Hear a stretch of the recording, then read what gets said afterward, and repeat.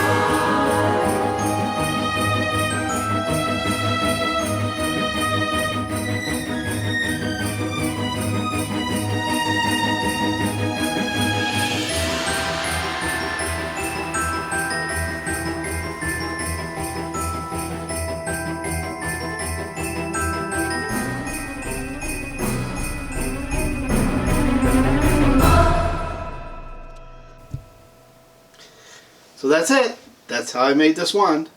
I'm going to put a link up right here. Make sure you go to it. Make sure you look at the link down at the bottom as well. It'll be there. And go to Wizards News, and on this video in Wizards News, you'll be able to vote for whichever one you like the best and you think deserves it. Also, don't forget to like and subscribe, and if you do subscribe, don't forget to click that bell so you get notifications. And